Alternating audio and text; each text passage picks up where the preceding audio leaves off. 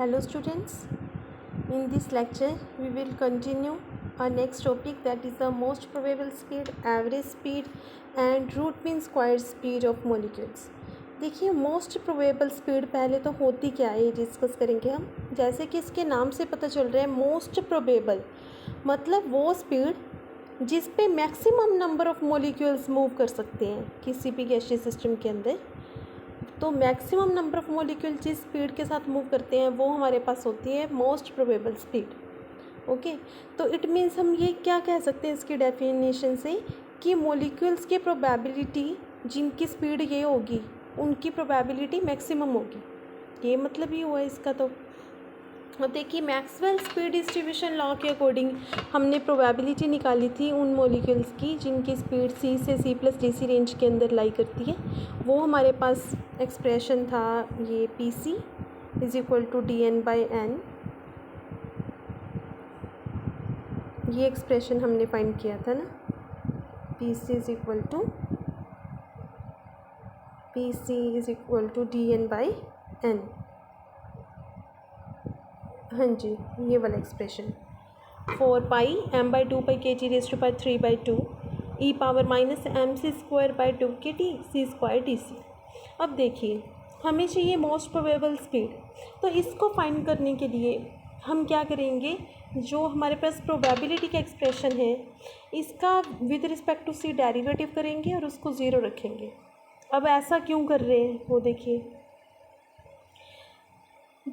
जो आप मैथमेटिक्स में ये चीज़ पढ़ते हो कि जब भी किसी फंक्शन का मैक्सिमा या मिनिमा निकालना होता है तो उस फंक्शन का विद रिस्पेक्ट टू जिसके हम, जैसे सपोज हमने ये देखना है कि आर की इस वैल्यू पे फंक्शन मैक्सिमम या मिनिमम है, मतलब आर की पर्टिकुलर किसी वैल्यू पे फंक्शन मैक्सिमम या मिनिमम है, तो इसका मतलब विद रिस्पेक्ट टू आर उस फंक्शन का डेरिवेटिव कीजिए और इसको ज़ीरो के इक्वल रख सकते हैं, क्योंकि वो उसका derivative with respect to that function हमेशा किसके इक्वल होगा, ज़ीरो के। ये आप मैथ्स में पढ़ते हो, वही कॉन्सेप्ट यहाँ पे यूज़ करना है कि हम ये प्रोबेबिलिटी जो हमारे पास एक्सप्रेशन है इसका with respect to c derivative करेंगे और इसको ज़ीरो पुट करेंगे, क्योंकि मोस्ट प्रोबेबल स्पीड चाहिए।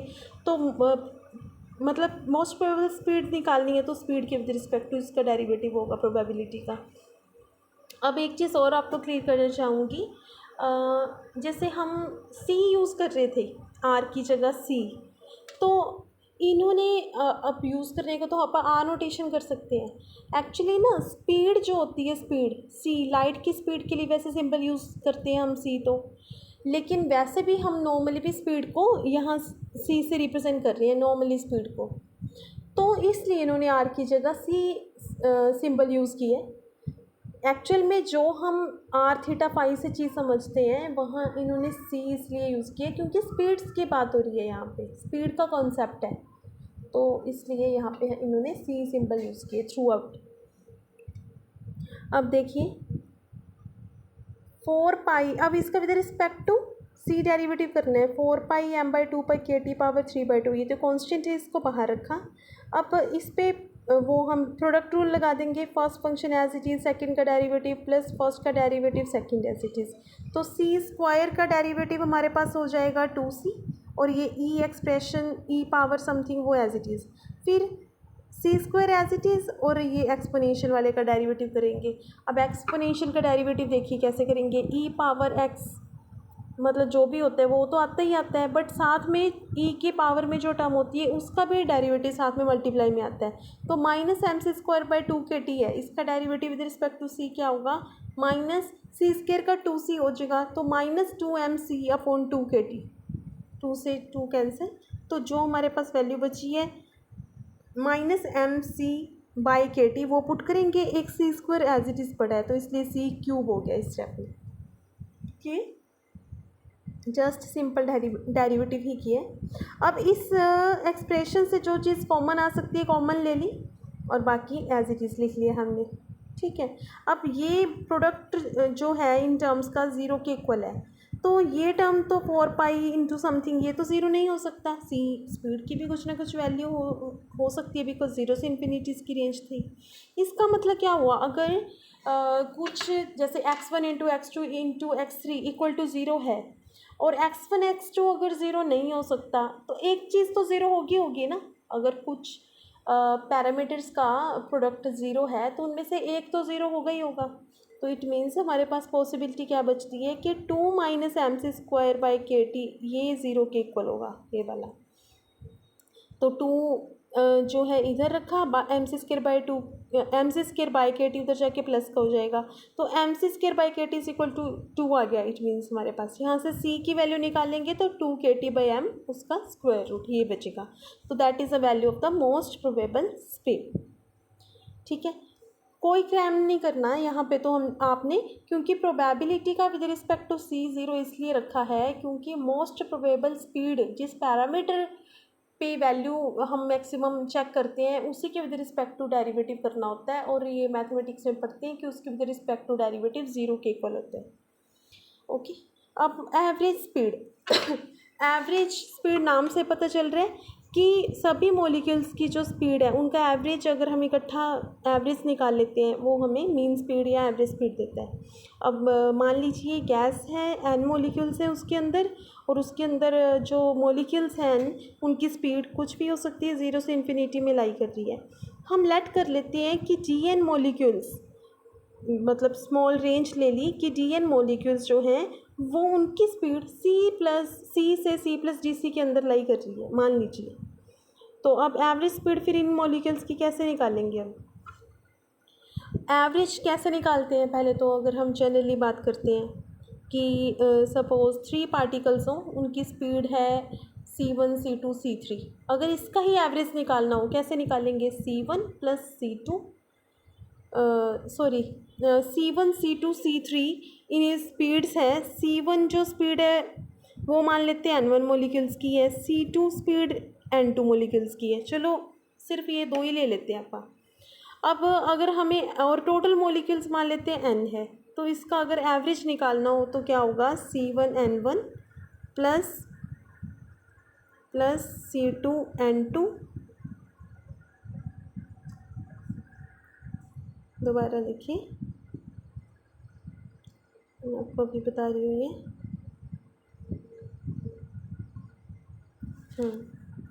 C1 स्पीड है N1 मॉलिक्यूल्स की, C2 स्पीड है N2 मॉलिक्यूल्स की। तो कैसे लिखेंगे? C1 N1 plus C2 N2 upon total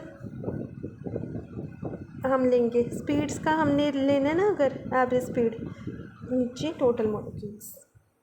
ये फॉर्मूला लगाते हैं। अगर बहुत सारी हम मतलब हमारे पास काफ़ी रेंज लाई करती है तो हम समेशन की बजाय इंटीग्रेशन कर देंगे। तो यहाँ पे फिर इसलिए हमने नीचे तो टोटल मॉलिक्यूल्स लिए। अब डी एन मॉलिक्यूल्स हमने कहा था ना कि स्मॉल जो रेंज ली है जिनकी हम स्पीड सी से सी प्लस डी सी कह रहे हैं वो डी एन मॉलिक्यूल्स है। तो इसलिए सी इंटू डी एन और इसका इंटीग्रेशन कर देंगे 0 टू इन्फिनिटी। तो ये हमारे पास एवरेज स्पीड का फॉर्मूला बनेगा इस फॉर्मूला के अकॉर्डिंग। अब यहाँ पे वैल्यू पुट कर देंगे हम। हमारे पास जो डी एन की वैल्यू है, डी एन की वैल्यू निकालेंगे ना तो एन इस साइड आ जाएगा 4 पाई वाली साइड। तो ये वैल्यू पुट करेंगे और एन नीचे डिवाइड में भी एन से एन कैंसिल है, ये एक्सप्रेशन बचेगा। अब देखिए कांस्टेंट को बाहर रख लिया और बाकी हमारे पास बच गया इस फैक्टर का इंटीग्रेशन करना। अब इसका इंटीग्रेशन करने के लिए आपको या तो फॉर्मूला लगाओ या फिर रिज़ल्ट क्रैम करो। मैं आपको एक फॉर्मूला बताती हूँ, वो इस फॉर्मूला जो मैं आपको अभी बताऊँगी किसी भी टाइप का इंटीग्रेशन हो जिसमें कंडीशन सेम हो तो वो फॉर्मूला हर जगह एप्लीकेबल है, क्योंकि नेक्स्ट टॉपिक जो आएगा उसमें भी फिर से आपको रिजल्ट रट्टा लगाना पड़ेगा। लेकिन अगर आपको फॉर्मूला ही याद है, एक स्टैंडर्ड फॉर्मूला इंटीग्रेशन का याद है, तो आपको बिल्कुल भी डायरेक्ट रिजल्ट याद करने की ज़रूरत ही नहीं रहेगी। आप उस फॉर्मूले में पुट कीजिए वैल्यू, वहाँ से आपका रिजल्ट आ जाएगा। तो देखिए वो फॉर्मूला क्या है। अगर हमारे पास इस टाइप का इंटीग्रल हो x raise to power n e power minus alpha x square d x, इसको मैं आपको ब्लैंक पेज पे करके दिखाती हूँ, एक मिनट। इस पर देखिए,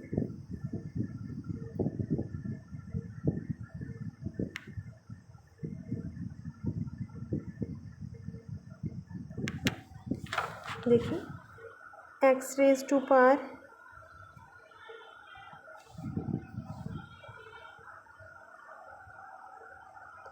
N e power minus alpha x square d x, और इंटीग्रेशन अगर करना हो 0 टू इन्फिनिटी। अगर इंटीग्रल ऐसा है ना कि एक्स की पावर समथिंग, एक्स कोई भी वेरिएबल है, मतलब जिसके विद रिस्पेक्ट टू इंटीग्रेशन करना है वो वेरिएबल है ये, ठीक है। यहाँ एक्स की जगह कुछ भी हो लेकिन वो उसी के विद रिस्पेक्ट टू इंटीग्रेशन होना चाहिए, बस ये कंडीशन है। उसकी power n means any power of this variable, e power minus alpha x square, exponential की पावर में एक्स स्क्वायर के साथ, मतलब जिसके विद रिस्पेक्ट टू इंटीग्रेशन कर रहे हैं उस वेरिएबल का स्क्वायर, और उसके साथ कुछ भी फैक्टर हो सकता है और आगे साथ में नेगेटिव भी हो, और इंटीग्रेशन करना हो 0 टू इन्फिनिटी। तो इसका एक स्टैंडर्ड फॉर्मूला होता है, that is equal to gamma n plus 1 by 2 upon 2 alpha raise to power n plus 1 by 2, gamma n plus 1 by 2 upon 2 alpha n plus 1 by 2। ये आप नोट कर लीजिए चाहे अपनी बुक्स पे, ठीक है। अब जो हमारे पास था ना फॉर्मूला, उसके अकॉर्डिंग मैं आपको दिखाती हूँ।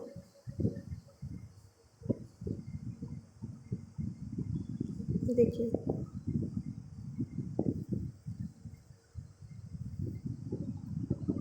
हमारे पास था ये C cube E power minus B C square D C.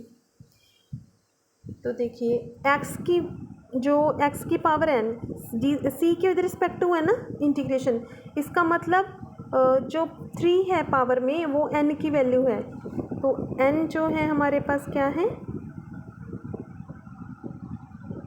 N is equal to 3 हुआ यहाँ पे, एन इक्वल्स टू 3, और E power minus B C square, that means alpha is equal to B है। जस्ट कंपेयर करने standard result के साथ। तो अब देखिए वैल्यू कैसे निकालें, गामा एन प्लस 1 बाई 2 मतलब 3 plus 1 by 2 4 by 2, that will be equal to 2 upon 2 alpha, alpha क्या है बी, इसकी power n plus 1 by 2 means 3 plus 1 by 2 मतलब 2 बचेगा। अब गामा 2, गामा एन का मतलब होता है, ये भी फॉर्मूला नोट कर लीजिए, gamma n is equal to factorial of n minus 1, एक कम का फैक्टोरियल कर दो। गामा में जो भी हमारे पास होता है ना ये वेरिएबल, उसका एक कम लो और उसका फैक्टोरियल के इक्वल होता है वो। तो gamma 2 means it is equal to factorial 1 factorial 1 के इक्वल, 1 फैक्टोरियल के इक्वल हुआ, 1 फैक्टोरियल 1 होता है। तो क्या बचेगा रिजल्ट 1 बाई 2 बी स्क्वायर, और वही यहाँ पे लिखा हुआ 1 बाई 2 बी स्क्वायर। ओके, ये आपको सभी को क्लियर हो गया होगा, 1 बाई 2 बी स्क्वायर। अब इसमें वैल्यूज पुट कर देंगे, 4 पाई M by 2 pi k T power 3 by 2 as it is, 1 by 2 b इसकी जगह पुट करेंगे। जो बी है उसकी वैल्यू हमारे पास थी एम बाई 2 के टी, तो बी स्क्वायर है उसका स्क्वायर हो जाएगा। तो यहाँ से इसको सिंपली पावर्स को ऊपर नीचे करके सॉल्व करेंगे तो हमारे पास एवरेज वैल्यू आ जाएगी स्पीड की, square root of 8 k T by pi m. Okay, तो ये है एवरेज स्पीड। अब हम बात करेंगे रूट मीन स्क्वायर स्पीड की, ये भी नेम से इंडिकेट हो रहा है, रूट मीन स्क्वायर मतलब स्क्वायर के मीन का रूट। तो रूट मीन स्क्वायर स्पीड जो होती है it is the square root of the, किसका स्क्वायर रूट लेना है, average of the squares of the speed of all the molecules.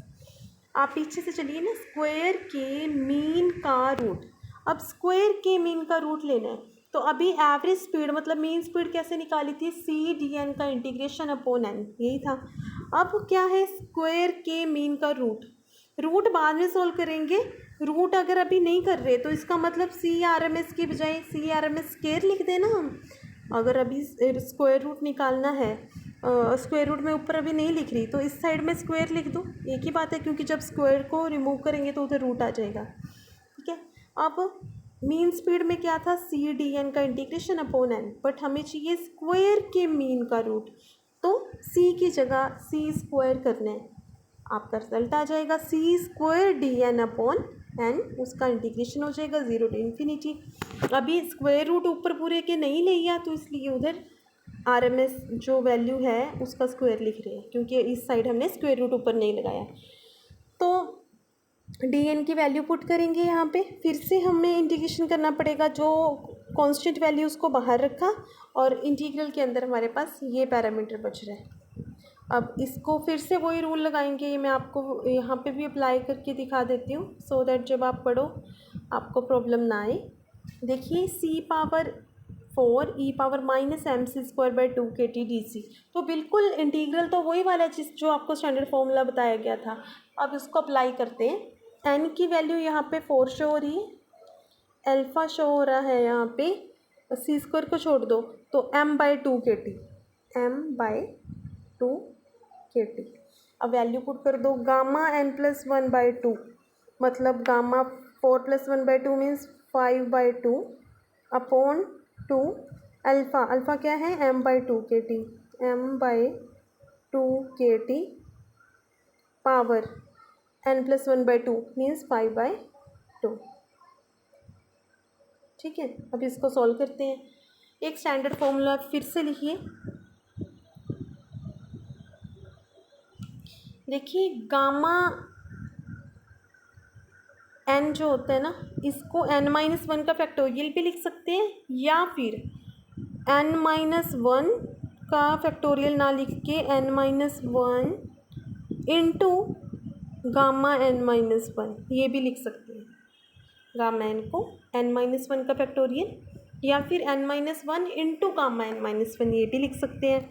और एक चीज़ और ध्यान रखना कि गामा 1/2 जो होता है वो √π के इक्वल होता है। बस ये अब यूज़ करेंगे हम। ठीक है, देखिए कैसे मैं बाकी जो हमारे पास वैल्यूज़ हैं उनको कैसे अनडू करेंगे। देखिए चलो इसी स्टेप में देखिए बेटा, 5/2 गामा 5/2 है, इसको लिख सकते हैं इस फॉर्मूले के अकॉर्डिंग 3/2 इंटू गामा 3/2। ठीक है, फिर गामा 3/2 को फिर क्या लिख सकते हैं 1/2 इंटू गामा 1/2, तो इट मीन्स गामा 5/2 किसके इक्वल आ जाएगा 3/2 into 1/2 into gamma 1/2 means 3/4 into gamma 1/2। Gamma 1/2 √π है, इसका मतलब 3/4 इंटू √π के इक्वल आ जाएगी इसकी वैल्यू। तो 3/4, 4 नीचे आएगा यहाँ पे 8 बन जाएगा, तो 3/8 और साथ में क्या बचा √π तो है ही, और साथ में देखिए नीचे क्या है हमारे पास m/2kt, मतलब b था ना, ये b की पावर 5/2, तो ये b की वैल्यू इन्होंने नेक्स्ट स्टेप में पुट कर रखी है m/2kt की 5/2। तो ये वैल्यू आपको पता चल गया होगा कैसे बनी है, कहाँ से बनी है। ये वैल्यू स्टैंडर्ड फॉर्मूला में पुट की है, वहाँ से हमारे पास ये रिजल्ट आया। उसको आप पावर्स को थोड़ा ऊपर नीचे करके सॉल्व करेंगे तो हमारे पास 3kt/m आ जाएगा। अब ये तो जो RMS स्पीड है उसका स्क्वायर के इक्वल आया, क्योंकि भी स्क्वायर रूट करना था तो हमने उस साइड स्क्वायर कर दिया था लेफ्ट साइड। तो RMS स्पीड क्या आएगी इस पूरी का square root means square root of 3kt/m। तो अब तीनों में अगर रिलेशन देखें तो मोस्ट प्रोबेबल स्पीड हमारे पास है square root of 2kt/n, average speed है स्क्वायर रूट ऑफ 8kt/n और रूट मीन स्क्वायर स्पीड है स्क्वायर रूट ऑफ 3kt/n। तो इनका अगर रेशियो लेते हैं कांस्टेंट वैल्यूज़ कट जाएंगी √2 √8/π √3 ये बचेगा। तो इस रिलेशन से पता चल रहा है कि सबसे ज़्यादा वैल्यू जो है वो RMS स्पीड की है, क्योंकि √3 जो है वो इन दोनों से ज़्यादा है। √2 1.414 है, √3 1.732 होता है, √8/π जो है इसकी वैल्यू इन दोनों के बीच में लाई करती है। तो RMS स्पीड सबसे ज़्यादा होती है, उससे कम एवरेज स्पीड होती है, उससे भी कम मोस्ट प्रोबेबल स्पीड होती है। That is all about this topic. Thank you.